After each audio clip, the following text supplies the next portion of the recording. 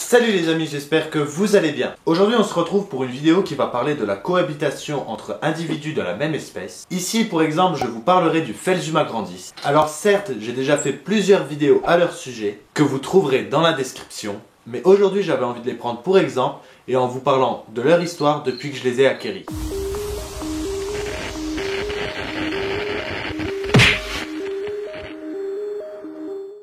Alors comme vous l'aurez sûrement remarqué, il y a eu pas mal de changements d'installation depuis que je les ai eus. Avant de les retrouver seuls, séparés, chacun dans leur terrarium, ils étaient 3, 2 femelles et un mâle. Le mâle est ensuite décédé avec les erreurs que j'ai fait en étant débutant avec cette espèce. Je leur avais fabriqué un terrarium à la va-vite. On va dire que c'était vraiment le premier terrarium que je fabriquais moi-même. J'avais en fait créé une bâche en dessous du substrat, collée comme un abruti avec du tape américain. Donc avec la forte humidité que les Felsus demandent, le tape américain s'est mis à se décoller et le mâle Felsu a été se coller sur ce tape américain. Donc avec le scotch, en essayant de se décoller, il s'est arraché la peau et il s'est épuisé en essayant de faire une mue réparatrice et en est malheureusement décédé. Du coup j'avais changé le terrarium et j'ai mis les 2 femelles restantes dans un terrarium plus grand de 45 sur 45 par 1 mètre. Mais il s'est avéré que ce n'était pas assez suffisant pour 2 femelles. Elles n'arrêtaient pas de se battre, l'une était dominante et l'autre était soumise. Mais le problème c'est que la soumise essayait toujours de reprendre le dessus sur la plus dominante. Donc du coup ce que j'ai fait c'est que je les ai séparées chacune dans un terrarium de 45-45 par 60. J'ai ensuite quelques mois après fait un sauvetage d'une autre femelle Phelsuma grandis que j'ai bien évidemment mis dans un terrarium à part le temps d'une quarantaine.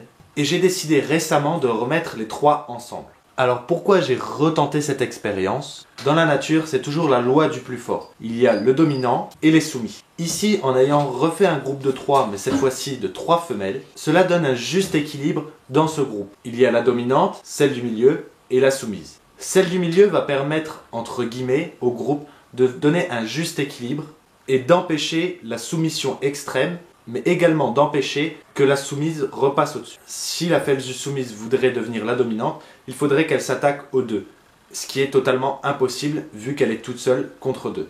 Le meilleur moyen pour que les 3 femelles se retrouvent au même rang, c'est de remettre un mâle avec elles. On dit souvent 1 terra égale 1 individu. Je suis tout à fait d'accord. Mais il faut savoir que la cohabitation est tout à fait possible dans la mesure où tout est fait correctement et dans l'ordre des choses. Ici, je vous dis que la cohabitation est tout à fait possible. Mais dans un cas extrême de domination, il faudra bien évidemment séparer chaque individu. Il est possible après cela, donc après avoir séparé les individus, de les remettre ensemble dans un nouveau terrarium, dans un endroit neutre que chaque individu ne connaît absolument pas. Le mieux dans les cas extrêmes sera évidemment de séparer définitivement les individus. Ici à ma droite, vous pourrez remarquer que la nouvelle Felsu, donc celle qui n'a jamais été habituée à vivre en groupe, s'est fait dominer. C'est arrivé 2 jours après la mise en terrarium des 3 individus et depuis ce jour-là, il n'y a plus aucun problème et la cicatrisation se fait parfaitement bien.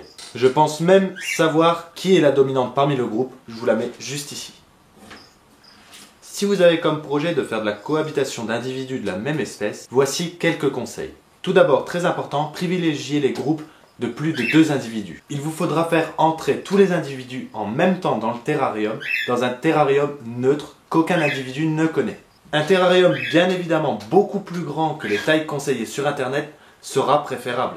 Évidemment, il faudra une source d'alimentation adaptée au nombre d'individus dans le terrarium. Pour les animaux qui sont frugivores, placez plusieurs coupelles de fruits dans le terrarium à des endroits assez espacés l'un de l'autre. Si vous comptez faire des groupes de plusieurs sexes différents, évitez bien évidemment de mettre plusieurs mâles ensemble et toujours 2 femelles pour un mâle. Il vous faudra bien évidemment et surtout surveiller tous les jours les problèmes de domination. Tous les jours, vous vérifierez chaque individu s'il n'y a pas de cas de morsure ou de blessure trop grave.